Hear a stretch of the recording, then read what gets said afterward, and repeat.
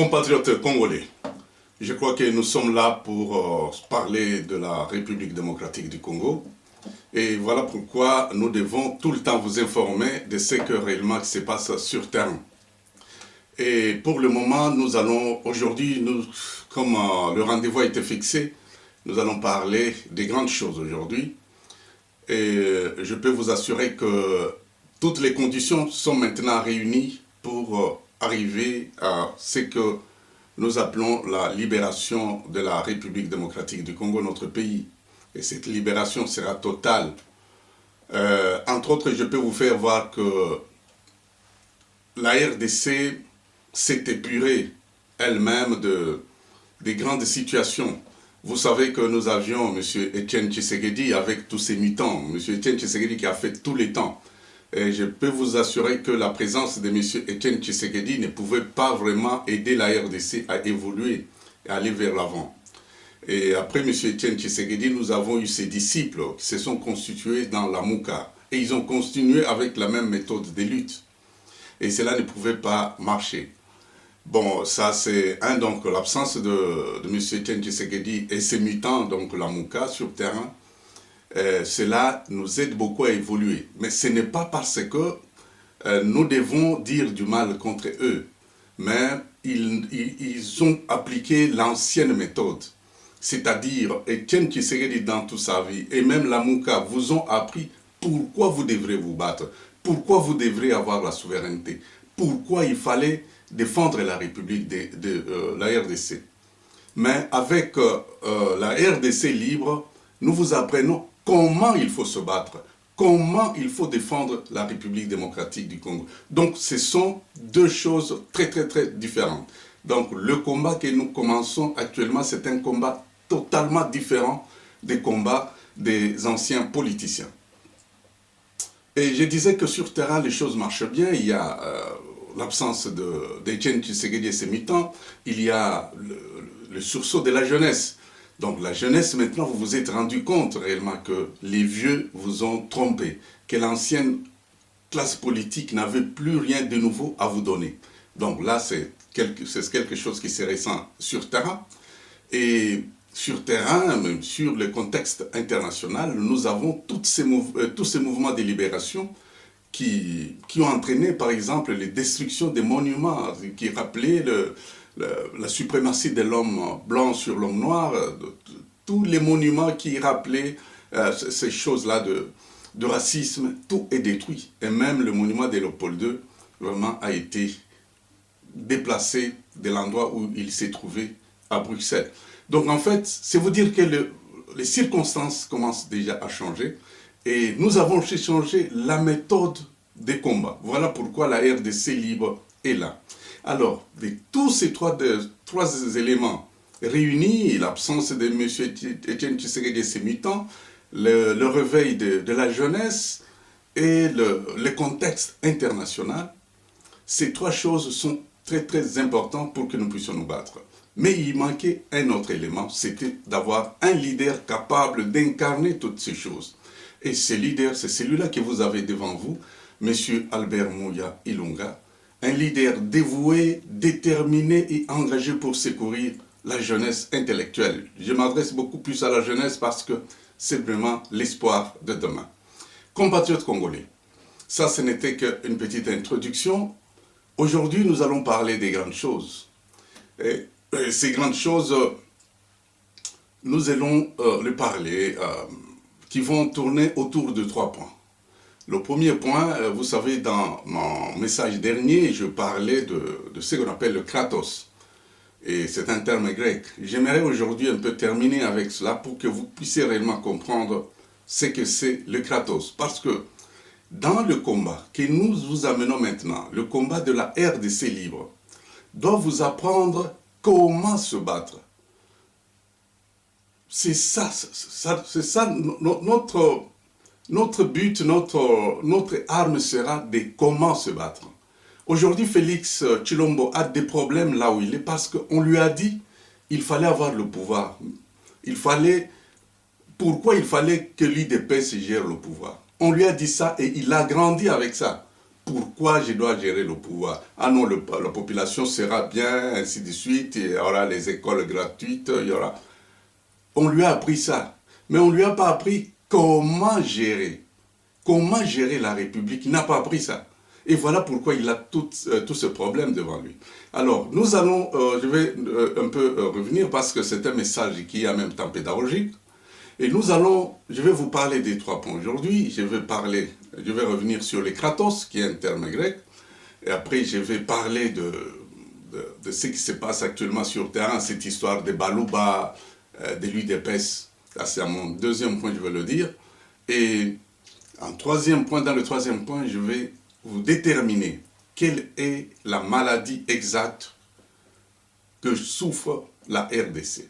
Donc j'ai fait un diagnostic, vous allez suivre ce diagnostic et vous saurez réellement de quoi souffre la RDC et c'est alors que nous allons appliquer le médicament pour réellement sauver la République démocratique du Congo. Compatriotes congolais et jeunes intellectuels.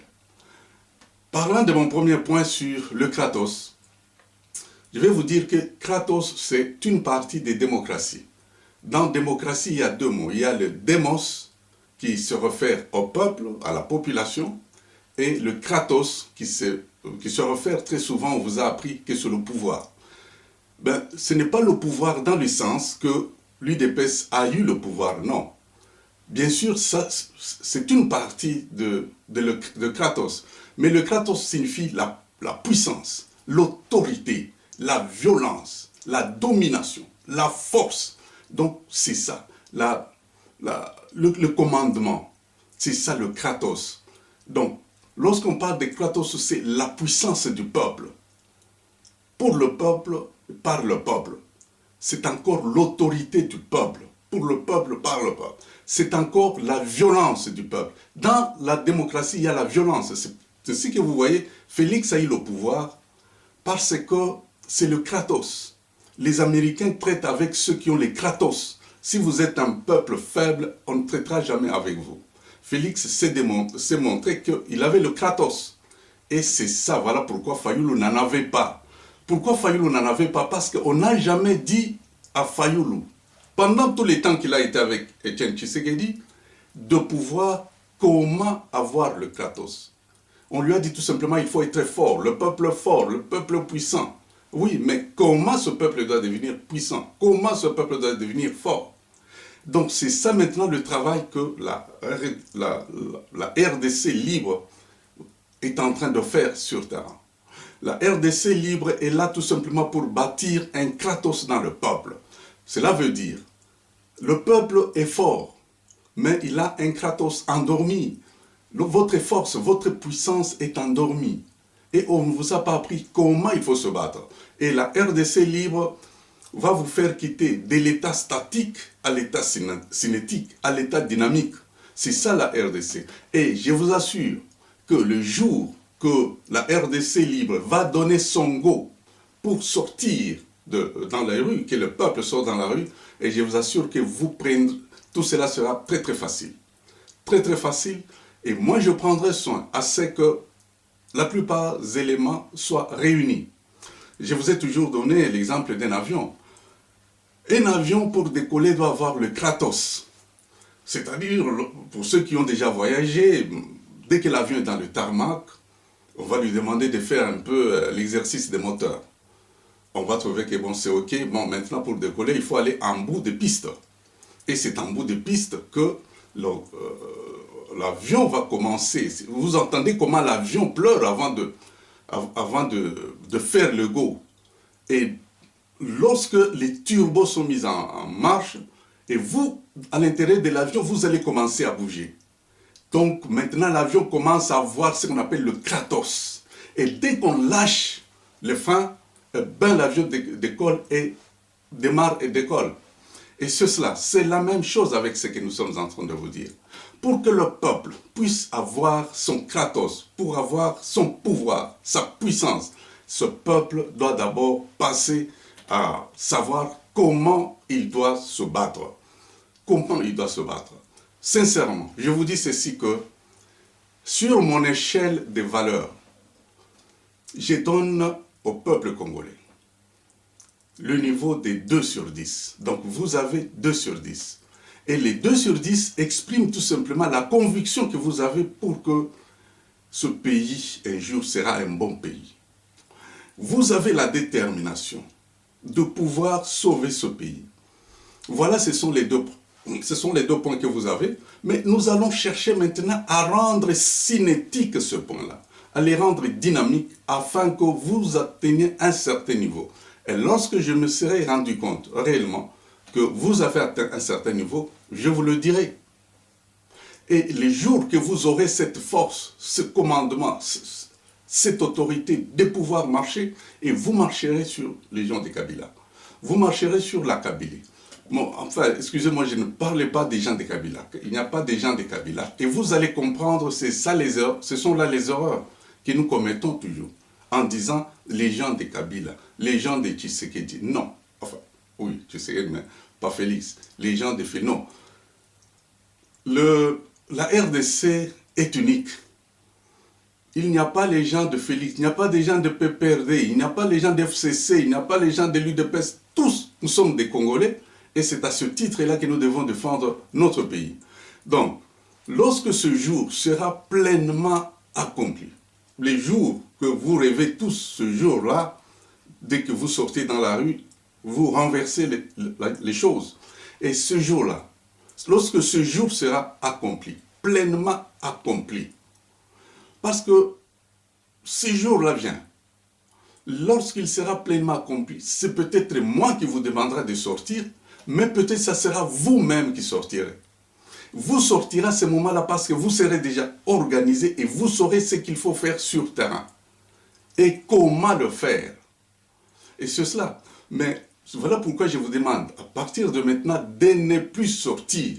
Ne plus sortir si on vous appelle à une marche, ce sont des marches improductives. Ils vous disent toujours, oui, nous allons marcher. Dernièrement, j'ai vu des gens ont marché pour Vital Kamerhe, mais est-ce qu'il va sortir? Mais vous voyez, vous faites des marches qui ne donnent pas de résultats. C'est vrai, nous avons vu des foules, mais c'est quoi? Fayulu avait des foules. Est-ce qu'il a eu le pouvoir? Vous pouvez, toute la République, vous pouvez sortir et marcher pour qu'on libère Vital, mais cela ne se fera pas. C'est impossible. C'est-à-dire, vous avez des leaders qui vous induisent régulièrement dans les erreurs. Compatriotes congolais, je crois que nous devons comprendre toutes ces choses. Dans les Kratos, il y a ce qu'on appelle le rapport de force. Ça, vous devez le savoir. La vie que nous sommes en train de vivre, c'est un combat. Donc, c'est un combat de chaque jour. D'abord, le fait de marcher. Chaque jour, le fait tout simplement de faire le premier pas. Même lorsque vous quittez votre lit, le fait de faire le premier pas, c'est déjà un combat. C'est un combat parce que vous cherchez à garder l'équilibre. Voilà pourquoi un enfant, lorsqu'il commence à faire ses premiers pas, l'enfant tombe. Pourquoi? Parce que l'enfant n'a pas l'équilibre. Et nous, notre vie, chaque fois que quelqu'un marche, il tombe. En réalité, marcher, c'est tomber. Mais pourquoi vous ne tombez pas? Parce que vous prenez l'équilibre avant de tomber. Chaque pas d'un enfant, l'enfant tombe. Mais dès que l'enfant va commencer à avoir l'équilibre, l'enfant ne va plus tomber. Et c'est ça en fait la marche. Et c'est ça ce qu'on appelle la vie, c'est un combat. Le fait que nous commençons déjà la marche, vous devez vous mettre en tête que nous sommes dans un combat. Et nous ne devons pas nous déséquilibrer pour tomber. Et voilà pourquoi je dois vous montrer comment marcher pour ne pas tomber. Compatriotes congolais, les pouvoirs que nous avons doivent se mesurer dans le ring. Ce n'est pas dans la rue. Donc, c'est la rue, c'est la ring. Nous ne sommes pas, la RDC libre n'est pas là pour comme ce n'est pas un parti politique. Nous ne sommes pas un parti politique. La RDC libre, c'est un pouvoir. Ce pouvoir a été volé. Les dernières élections de 2018, c'est le peuple qui a gagné. C'est ça le démos. Le démos a gagné. Mais le démos a manqué le Kratos. Et c'est ça pourquoi maintenant, avec les démos que vous avez qui est existant sur terrain, nous allons maintenant, à partir de ces démos, arriver au niveau de Kratos. En fait, c'est cela ce que nous sommes en train de vous dire. Et nous ne sommes pas ici comme des partis politiques. Les partis politiques sont en train de... Qu'est-ce que moi je peux comparer le parti politique? Mais le parti politique, c'est au Parlement. Au Parlement, il y a des discussions. C'est-à-dire, vous avez déjà la maison et vous pouvez... c'est comparable. Les partis politiques, c'est comme dans une maison. Vous êtes chez vous et vous discutez avec votre femme, avec les enfants, vous discutez sur la couleur des rideaux. Oh non, nous devons disposer au salon la table de cette manière. Non, nous devons faire ceci, non, ici, nous devons mettre cette photo-là, non, ici. C'est ça les partis politiques. Les partis politiques discutent de comment gérer le pays. Comment disposer les photos. Non, cette photo n'est pas belle, celle-là, elle est bonne, ainsi de suite. Ce sont là les discussions. Mais il faudrait avoir cette maison. En RDC, nous n'avons pas encore cette maison. Et voilà pourquoi nous devons d'abord avoir cette maison. Et le Kratos que je vous parle maintenant, c'est pouvoir avoir cette force afin d'avoir cette maison. Et voilà pourquoi, dans le rapport de force, parce que c'est le thème que je parle pour le moment dans le Kratos, c'est que lorsque nous sommes allés sur le ring, Félix a été fort. Félix a été fort parce qu'il avait le Kratos. Et maintenant, il y a d'autres de la Mouka qui demandent maintenant, qui supplient à Félix de se distancer de Kabila, de se désengager de Kabila, de se désengager des accords. Non. Vous ne pouvez pas demander ça, c'est perdre votre temps, et ça aussi c'est ignorer ce que c'est le combat politique. Le combat politique, sont les rapports de force. Je suis fort, vous m'obéissez. Vous êtes fort, je vous obéis. Mais vous n'avez pas à prendre le pouvoir comme si c'était un club d'amis. Non, ce n'est pas dans ce sens-là. Donc, Félix est en train de gérer, et c'est une erreur grave de se séparer de Kabila. Une fois qu'il se sépare de Kabila, c'est déjà la fin. Et cela ne vous concerne pas les gens de la Mouka, ça ne doit pas vous concerner. Vous devez comprendre que le rapport de force, c'est comme ça. L'AFDEL était très très forte sur terrain contre Mobutu. Et Mobutu, la DSP s'est inclinée. C'est pour cela qu'il n'y a pas eu de balles. Voilà un peu les gens. Si vous comprenez bien, vous comprendrez que Mobutu avait formé parfois ses militaires. Pourquoi il n'y a pas eu la guerre? Il y avait ce qu'on appelle un arsenal militaire capable de détruire l'Afrique centrale tout entière. Mobutu avait ça, avait toutes ses capacités. Mais comment expliquer que les choses ne sont pas tournées dans ce sens-là? C'est parce que lorsque nous sommes dans un rapport de force, lorsque les militaires ont constaté que nous avons perdu, eh ben, il faut faire allégeance. Il faut faire allégeance, mais c'est malheureux parce que les gens de l'AFDEL sont venus, ils étaient des sauvages, ils n'ont pas appliqué la politique pure. Parce que la personne qui a fait qu'aujourd'hui, Kinshasa existe, qu'aujourd'hui, parce qu'il y avait déjà des Yana qu'on devrait lancer sur l'université, ça je vous dis, c'est une vérité. Il y avait l'université, ce qu'on appelle l'histoire des nucléaires là, on devrait détruire ça, on devrait détruire la voie du Zaïre, on devrait détruire, je crois, le palais du peuple. Il y avait déjà, tous les calculs étaient là. C'était déjà fait, on allait lancer des missiles. Et Kinshasa allait brûler. Mais il y a eu des gens qui ont compris ça. Il est là. Mais il souffre pour le moment, cette personne qui a sauvé la RDC. C'est le colonel Bossomba.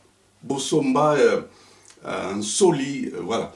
Il est là, il existe. Il est en train de trimer, mais vous ne savez pas que vous avez des héros que vous laissez trimer.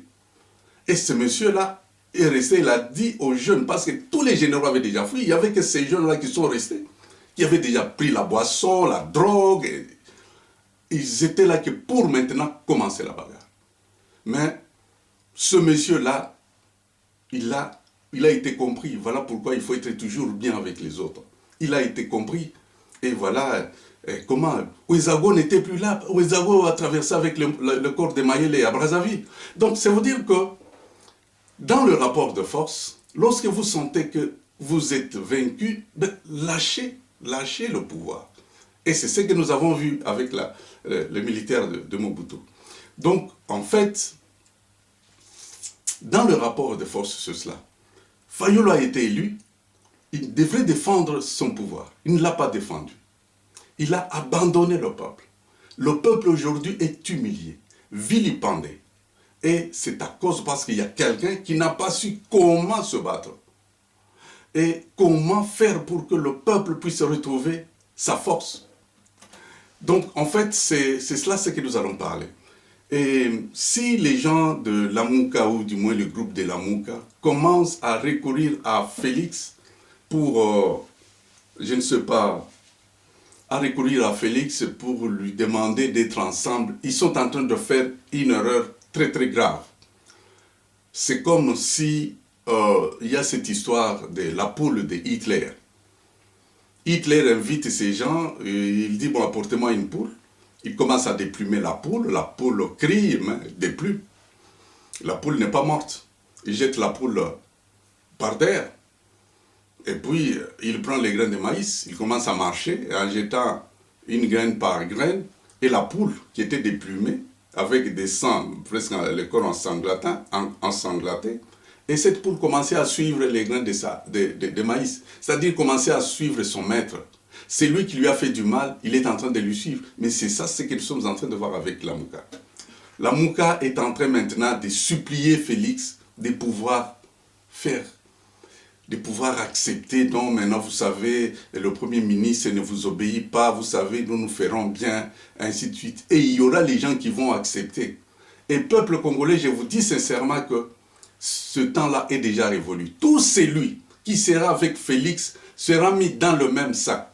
Je dis bien, tout celui qui sera à côté de Félix pour sauver ce régime, parce que c'est Kabila le maître. Vous allez vous faire comprendre, mais qui est au-dessus de Kabila, qui est au-dessus de celui qui est au-dessus de Kabila. Ce pouvoir-là que vous voyez à Kinshasa, ce n'est pas le pouvoir du peuple. Mais il y a les gens qui veulent aller supplier pour être dans ce pouvoir. Donc, peuple congolais, le temps est venu où il est temps maintenant de séparer le blé des livrets. Nous devons séparer les bons du mal. Vous êtes suffisamment éclairés pour connaître toutes ces choses. Voilà mon premier point, c'était sur le Kratos. Je passe maintenant au deuxième point. Le deuxième point, je vais vous parler sur cette histoire de Balouba et l'UDPS. Compatriotes congolais, je vais vous parler de Balouba. Et puis je vais terminer avec l'UDPS. Dans ce point, pourquoi les Balouba? Pourquoi les Balouba prennent un peu le devant de la scène, ainsi de suite? Je vais vous dire tout simplement en 3 points. C'est que le Moulouba. Le Moulouba est spirituellement et naturellement. Donc l'esprit de Moulouba est élevé. Spirituellement, un Moulouba est élevé. Ce n'est pas peut-être le Moulouba actuel, mais le Moulouba d'antan. Pour le respect de beaucoup de choses que Dieu a interdites. Je vais y revenir. Le deuxième point, c'est que depuis les Belges, qui ont privé les Balouba de leur terre, parce que leur terre, le Mboujima a été créé en 68, et ce n'était pas une province. C'était, je ne sais pas moi, c'était une zone, on appelle zone A, zone interdite, parce que c'était plein de minéraux, le diamant à gauche à droite. Et je vais vous dire que depuis ce temps-là, le temps belge, jusqu'à tous les longs des temps de Mobutu, ce peuple a subi des exactions très très graves. Ça, c'est au deuxième point que je vais en parler. Et au troisième point, je vais parler de la confession que tous les Congolais, sans exception, tous les Congolais reconnaissent dans le Moulouba un certain mythe, autour soit des richesses, autour soit de quoi que ce soit. Et tout cela, nous allons voir. Ce sont des Congolais qui ont fabriqué le mythe Balouba. Ce ne sont pas les Balouba eux-mêmes. Alors, commençons par le commencement. Alors, comme je parle des problèmes Balouba, je vais d'abord me présenter. Je me présente pour que vous n'ayez pas de doutes sur ce que je suis en train de vous dire. Moi, mon nom c'est Albert Mouya Ilunga. Je suis du Kasaï oriental, dans l'ancienne sous-région de Tshilenge. Je suis du territoire de Miabi, collectivité Chilundu, groupement de Bakwa Lukanda. Je suis Mukwa Balela dans la famille de Kapambu. C'est-à-dire, vous voyez comment je suis parti jusqu'à trouver la famille. Si vous allez là-bas, vous trouvez la famille Kafam.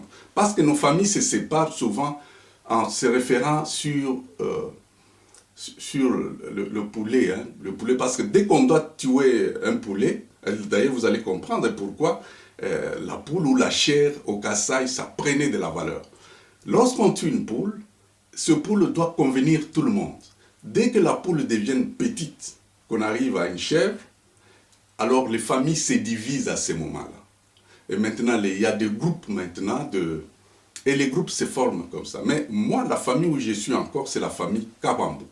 Mais après moi, après des siècles, on parlera de la famille Mouya. Vous voyez? Donc c'est comme ça, on se sépare petit à petit de la manière dont la famille est en train de s'agrandir. Et je suis Emukwa Dishi. Ma mère, maintenant du côté de ma mère est du Kasaï occidental.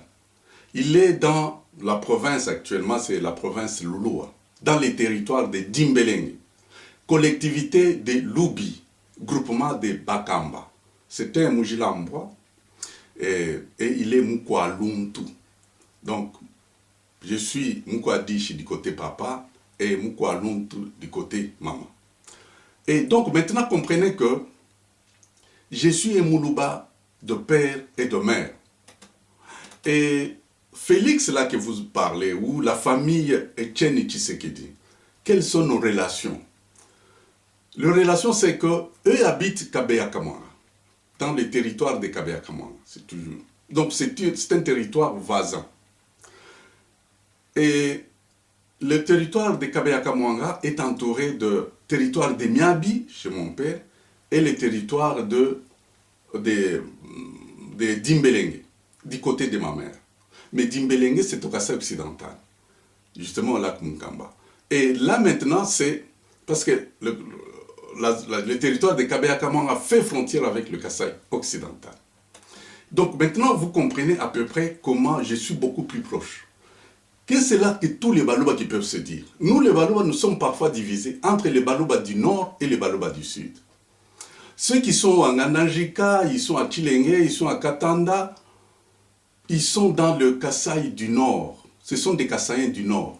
Souvent, il y avait même des conflits par le passé. Mais moi, il n'y a que deux territoires dans le sud. C'est le territoire de Kabeya-Kamara et le territoire de Miabi. Ce sont les deux territoires qui se trouvent au sud. Donc, chaque fois qu'il y avait des conflits, nous devions toujours nous liguer pour se battre contre le nord. Et c'est ça. Voilà pourquoi Marcelin Bilomba, que vous avez suivi, l'homme qui n'achète jamais les diplômes ou qui n'a pas étudié dans des universités où l'on achète des diplômes, lui, il est de Miabi. Voilà pourquoi il est proche de... Il croit que Tshisekedi, c'est son frère. Mais Miabi, c'est ça mon territoire. Donc, si je vous dis ces choses, ce n'est pas pour me vanter, mais c'est pour vous faire voir que les choses que je vais vous dire, que vous ayez un soubassement et que les gens n'aillent pas critiquer n'importe où. Il y a les gens qui viennent, qui sont des Balouba de loin, qui sont très loin même du pouvoir qui est actuellement. Donc, comprenez-moi ce que je suis en train de dire. Alors, maintenant, ma thèse est celle-ci. Pourquoi on pointe souvent du doigt les Balouba? Un doigt accusateur. Et comprenons tout simplement que les Balouba c'est un peuple entreprenant, un peuple battant, un peuple dynamique, même intrépide parfois. C'est ça ce peuple. Mais de l'autre côté, on trouve un peuple arrogant, présomptueux, grossier, un peuple dédaigneux. Bref, un peuple mégalomane. Cela veut dire que les Balouba ont pris, au lieu de privilégier leurs qualités, qui se retrouvent dans un peuple entreprenant, battant, ainsi de suite, mais ils ont privilégié, ils ont été habités par les négatifs, donc par les défauts. C'est ça la première erreur, qui est très très grave d'ailleurs. Et les Balouba devraient présenter au peuple un modèle positif, mais ils ont présenté ils ont présenté les côtés négatifs. C'est ça en général, à 90% ou à 80%, c'est comme ça qu'on reconnaît les Balouba. Ce n'est pas de manière positive, mais un peu négative. Bon, maintenant, j'arrive au point pourquoi on pointe du doigt les Balouba. Le premier point, c'est que la spiritualité chez le peuple Moulouba est naturelle. Il ne cherche pas à avoir cette spiritualité. Cette spiritualité, il est né avec ça. Et cette spiritualité, elle est chez eux, c'est incarné presque inconsciemment parce que leur nature de vivre, c'est une nature que Dieu a préparée depuis le commencement. Pour trouver la chair au Kasaï, c'est tout un problème. La chair, c'est quelque chose d'importé. Pourquoi? Parce qu'ils ne vivent pas dans la forêt. Alors les Balouba se contentent beaucoup plus de manger les légumes. Donc les légumes, on mange du matin au soir. 30 jours sur 30 jours, on mange des légumes. Et c'est comme ça. Si en ville, on peut manger, se permettre la viande, et ainsi de suite. Mais dans nos villages, dans des milieux un peu reculés, c'est toujours les feuilles de manioc. Bien sûr, on peut manger un peu, il y a des ndaka, là, bien sûr, il y a beaucoup de choses qui arrivent. Mais ça, oui. Mais leur nature, c'est les feuilles. Donc, manger des feuilles, ce n'est pas un problème pour eux. D'ailleurs, vous appelez les matamba, les kaléji, balouba, pondo, amaï. Donc, c'est la vérité.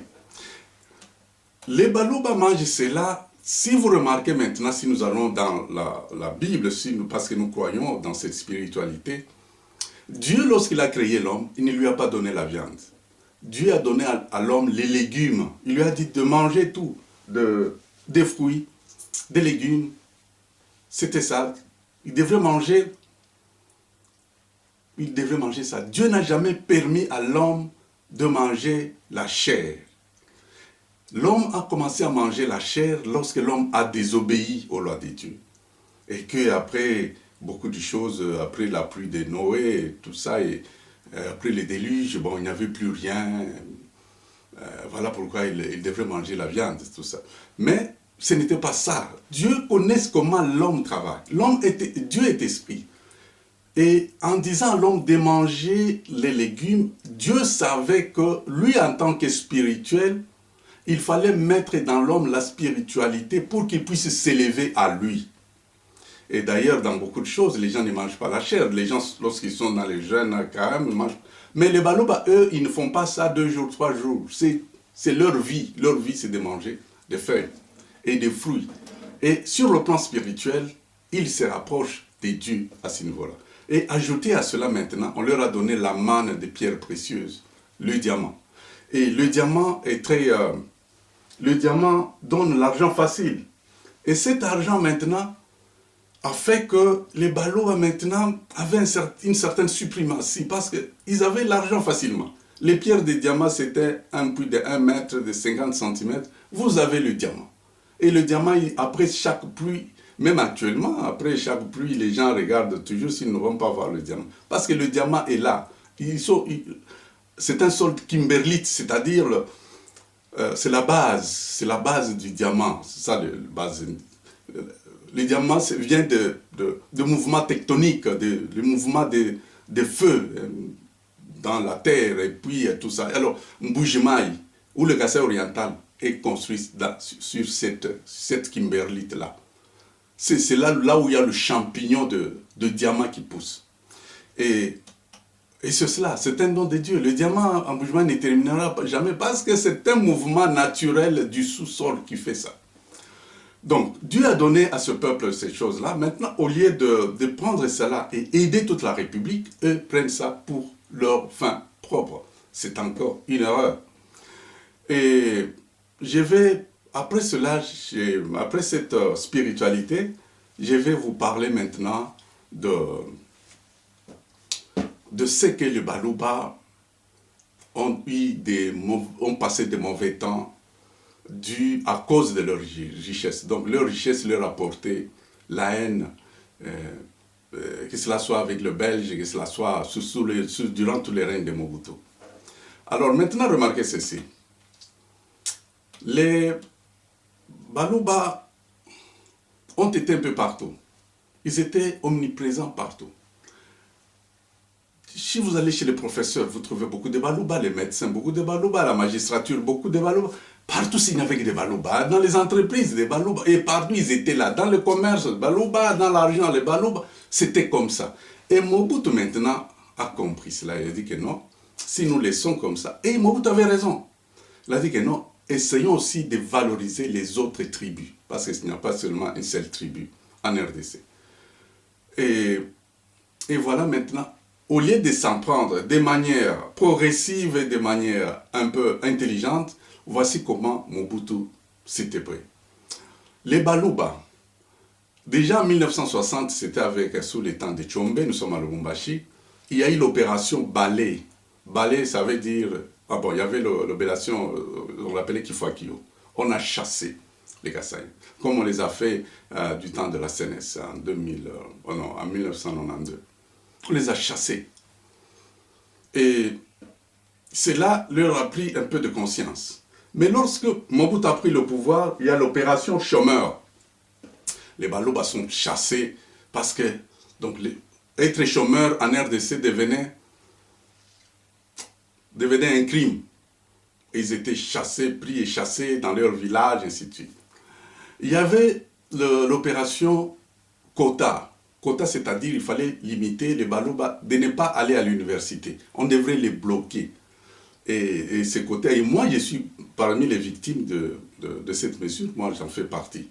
Moi j'ai eu mon diplôme d'État à Lubumbashi, donc je n'étais pas Moulou, je n'étais pas Kassaïen pour être dans le quota du Katanga. Et je n'étais pas dans le quota du Kasaï parce que je n'ai pas étudié au Kasaï. Donc vous voyez, il y a des générations tout entières qui ont végété de cette manière-là. Et chaque fois qu'on pouvait vous donner un diplôme, c'était un diplôme qui ne vous donnait pas accès à l'université. Parce que pour être à l'université, il fallait 60%. Et 55% pour l'institut supérieur. Et on donnait souvent des diplômes de 50%, 51%. Parce que dans les écoles même de Lubumbashi, il y avait, partout d'ailleurs, les écoles, les Kassaïens envoyaient beaucoup plus leurs enfants dans les écoles.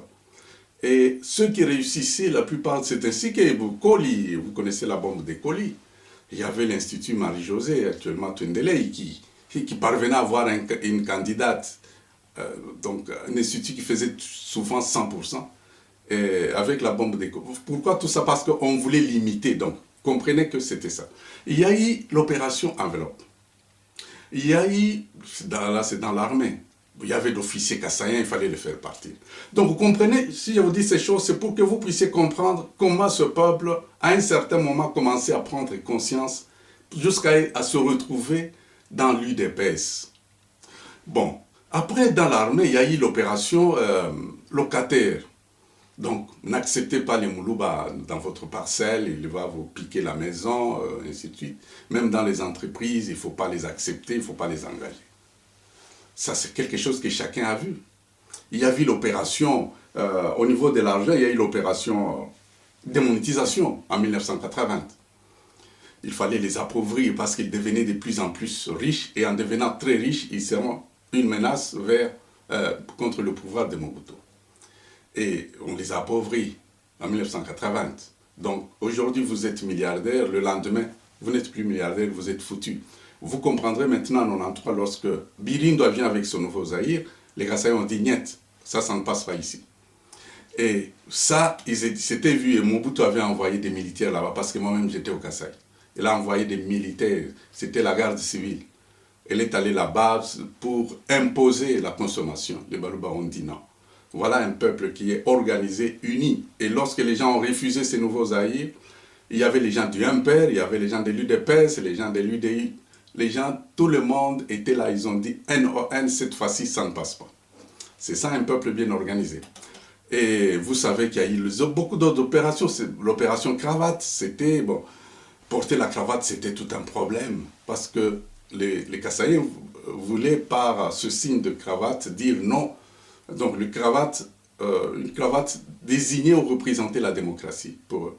Et tout celui qui devait porter la cravate avait des problèmes.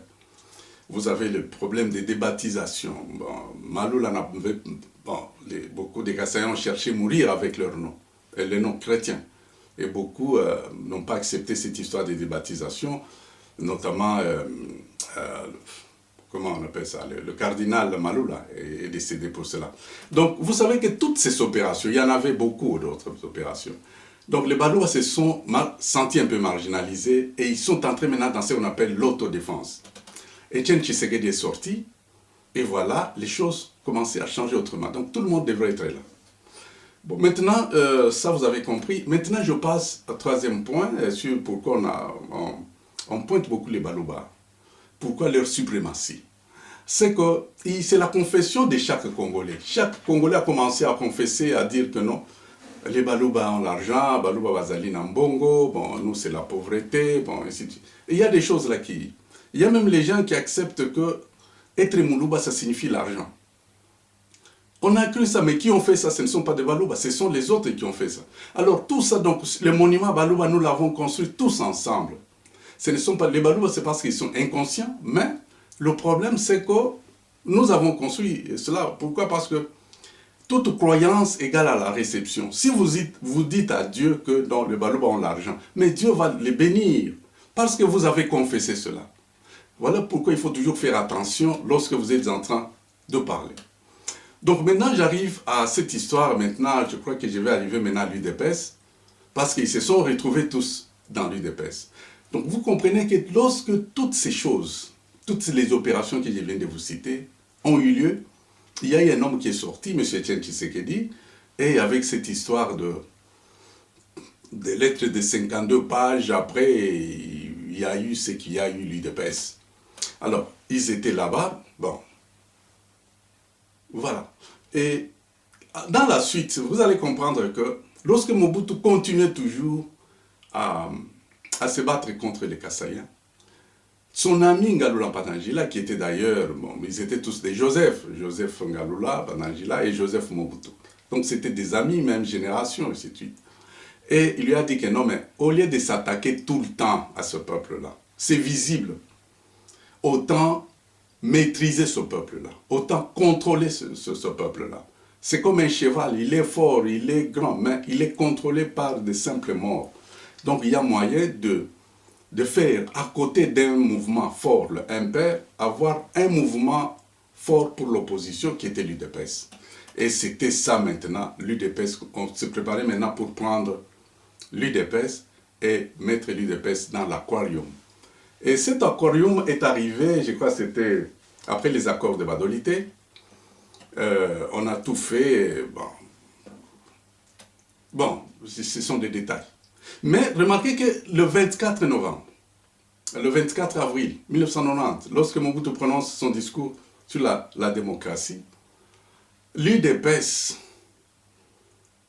qui était mouvement, l'UDPS était, au lieu de se séparer, non, ils ont préféré rester ensemble. Ça, c'était la politique de Ngalula Banangila. Non, ne nous séparons pas, continuons à être unis. Et pourtant, il y avait la lettre D qui était déjà partie. Dans la lutte de l'UDPS, il y avait la démocratie et puis le progrès social. Mais la lettre D de démocratie était déjà acquise. Mais c'est suite à ce qui s'était dit que tous ces gens-là sont restés encore unis. Les unitaristes, les fédéralistes, les démocrates, les républicains, les gens de gauche, les gens de droite, tous étaient unis ils étaient confinés dans ce qu'on appelle l'UDPS, l'aquarium. Et c'est là que vous allez comprendre que les choses devenaient autrement en RDC. Et lorsque vous mettez tous ces gens-là ensemble, les Bitota, les gens qui parlent de l'unitarisme, du fédéralisme, les gens qui ont des idées de gauche, et les autres sont beaucoup plus socialistes, lorsque vous les mettez ensemble, rien ne pouvait marcher. C'était ça la stratégie. Et c'est Kyungu qui a eu un peu l'intelligence de partir de cette histoire d'UDPS. Parce que pour lui, il avait très bien raisonné. Kyungu a très bien raisonné. Il a dit, non, mais moi, je suis un fédéraliste, mais je dois me mélanger avec les gens qui prônent l'unitarisme. Je vais arriver où? Je vais construire dans ma province une économie basée sur le fédéralisme. Et voilà, il est parti. Donc voilà quelqu'un qu'il faudrait quand même respecter à ce niveau-là parce qu'il a été conscient de ce qu'il était en train de faire. Et vous allez remarquer qu'après la démocratie, il n'y a pas eu de projet pour le progrès social. Et on les a compliqués, tout ça, vous allez comprendre que c'était l'aquarium qui a tué Kibasa. Ne pouvait pas résister, Marcel Liaou, Birindo Ambouankiem, tous ne pouvaient pas résister parce que c'était déjà un aquarium et que... Donc, voilà, je suis en train de vous donner ces histoires ici, c'est pour vous dire comment l'UDPS devenait cette machine. Jusqu'à maintenant, ça devient une machine pour tuer les Congolais. Non seulement les Liaou, les Birindois, non, pour tuer maintenant les Congolais. Et là, nous allons arriver à ce que j'appelle maintenant la maladie que souffre la RDC. De quoi souffre la RDC? Après le diagnostic, je crois que je vous ai donné quelques bribes de points, je vais vous dire que le mal de la RDC, contrairement aux autres qui ont fait le diagnostic, le mal, ce n'est pas le Rwanda.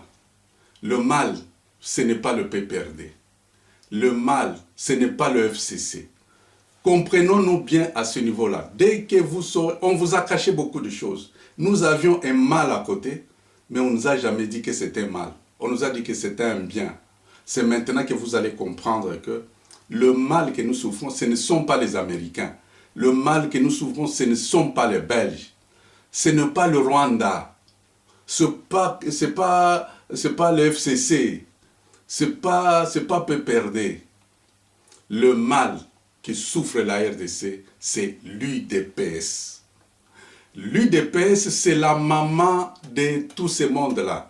L'UDPS, c'est la maman des socialistes belges. Pour déstabiliser Mobutu, avec cette histoire de campus, cette histoire de Liti Timboka, on appelle les meurtres sur le campus de Lubumbashi, ces gens-là sont passés par l'UDPS. C'est dans le mouvement UDPS que Mobutu a été fragilisé. Et vous savez, la presse rouge qui est là, je ne peux pas citer des noms ici, mais vous connaissez la presse qu'on écrit souvent en rouge. Toute la presse là à Kinshasa. Si vous voyez le titre en rouge, c'est un signal. On appelait ça la presse rouge. C'est une presse qui est utilisée par les Occidentaux pour déstabiliser la RDC. Cette presse rouge est née à ce niveau-là. Donc, l'UDPS a détruit Mobutu avec cette presse-là. L'UDPS, c'est la maman qui a fait naître, qui a fait que Bill Clinton entre avec l'AFDEL. C'est l'UDPS. Et même ces gens-là de l'AFDEL venaient avec le drapeau de l'UDPS. Tous les gouverneurs qu'ils installaient, c'était le gouverneur UDPS. L'UDPS est utilisé c'est la maman du Rwanda. C'est le Rwanda. Donc, lorsque vous voyez l'UDPS, vous voyez directement le Rwanda. L'UDPS, c'est la maman de FCC, tout ça. Maintenant, c'est l'UDPS qui soutient qui soutient ouvertement FCC, qui soutient ouvertement PPRD. Kabila, c'est son partenaire. C'est l'UDPS, la maman. Donc, je vous dis, à partir de maintenant, que vous sachiez que le mal de la RDC, c'est l'UDPS. L'UDPS. Il ne faudrait pas qu'on le dise en d'autres mots. C'est l'UDPS, le mal de la RDC. La mort de Kibasa, la mort de Birindo, Liaou, tous ces gens-là, ils sont morts avec la mort dans l'âme, ces gens-là. Ils sont morts comme ça. Ils étaient incompris. Donc, c'est l'UDPS. Tant que l'UDPS existera dans ce pays, la RDC, il n'y aura jamais de décollage, il n'y aura jamais de libération. Commençons par se battre contre l'UDPS. Le docteur Mpoula l'avait dit. Le docteur Mpoula existe, il est ici en Belgique. Il a dit que non. L'UDPS, ce n'est pas un parti même politique, c'est quelque chose qui est comme une ONG. L'UDPS n'a jamais été fait pour avoir le pouvoir. Les statuts de l'UDPS ne le disent jamais que nous allons nous battre pour avoir le pouvoir. Ça n'existe pas. L'UDPS est là tout simplement parce qu'elle est soutenue par certains fanatiques. Et c'est ainsi que dans les jours qui viendront, Lorsque vous entendez l'UDPS, pensez directement à l'ennemi de la RDC. C'est l'UDPS qui est le couloir par lequel les gens qui veulent déstabiliser la RDC passent par. Donc, faisons très très attention. Et c'est un conseil que je donne aux fanatiques de l'UDPS. C'est vrai que les buts pour l'UDPS, c'était bon auparavant, mais après, l'UDPS a été récupéré. L'UDPS a été vendu. L'UDPS est devenu le Satan de la RDC. Alors, je vous demande tout simplement de quitter l'UDPS, autant que les gens du MPR avaient quitté, les gens de, oui, la plupart étaient les Bengales, ont quitté l'UDPS, le MPR. Et si vous quittez, lorsqu'ils ont quitté le MPR n'existait plus. Personne ne parle maintenant du MPR. Et lorsque vous allez quitter cette UDPS, eh ben, la paix va entrer en RDC et le peuple va se battre normalement. Et voilà pourquoi. Et cela c'est très important parce qu'il n'y a pas de blague. On ne vous supplie pas de quitter l'UDPS, mais c'est une obligation de quitter l'UDPS. Plus vous restez dans l'UDPS, plus vous allez connaître la colère du peuple. C'est un fatwa. Actuellement, parler de l'UDPS, se promener avec les couleurs de l'UDPS devra être considéré comme un crime contre la République démocratique du Congo. Compatriotes congolais, je vous parle de ces choses parce que je suis un Moulouba. Si c'était un Moulouba qui allait parler, les réseaux sociaux allaient s'enflammer pour crier au tribalisme, pour crier à la haine tribale, et ainsi de suite. Mais voilà pourquoi j'ai commencé par me présenter moi-même. Et si ce propos était tenu par un ancien de l'UDPS, comme Mpouila d'ailleurs l'avait dit, on allait le considérer comme un aigri, comme un jaloux. Donc voilà, compatriotes congolais, il fallait que ces choses soient dites par moi. Je suis Kassaïen 100% de père et de mère. Et de génération après génération, je suis Kassaïen. Et ceux qui pensent croire qu'ils sont plus Kassaïens que moi, ils se trompent. Parce que cette terre-là, c'est la terre de nos ancêtres. Donc, pour terminer ce message, compatriotes, je vous ai parlé de beaucoup de choses. Et je vais dire tout simplement à la jeunesse que le temps est venu où nous devons séparer les bons et les mauvais. La révolution populaire que la RDC libre est en train de mettre en marche, c'est une marche qui commence aujourd'hui. Une marche qui commence maintenant. Nous devons pour cela, avant d'y arriver, d'écraser d'abord le serpent ancien qui est l'UDPS. Nous devons vraiment l'écraser. Si nous n'écrasons pas ce serpent, eh ben, nous n'irons pas de l'avant. Pourquoi? Parce que les choses n'iront pas. Donc, l'UDPS constitue une force maléfique pour ce pays. Nous ne devons pas aller très loin avec l'UDPS. C'est lorsque nous aurons un même esprit, que nous aurons la même pensée. C'est à ce moment-là que nous construirons une RDC très forte, une RDC de nos rêves, une RDC où nous avons l'unité, la fierté, la dignité, une RDC de grandeur. C'est à cela que nous allons arriver. Les opprimés aujourd'hui seront valorisés. Les personnes qui vivent avec handicap seront consolées. Merci beaucoup, compatriotes. Que Dieu bénisse la République démocratique du Congo et son peuple. Merci.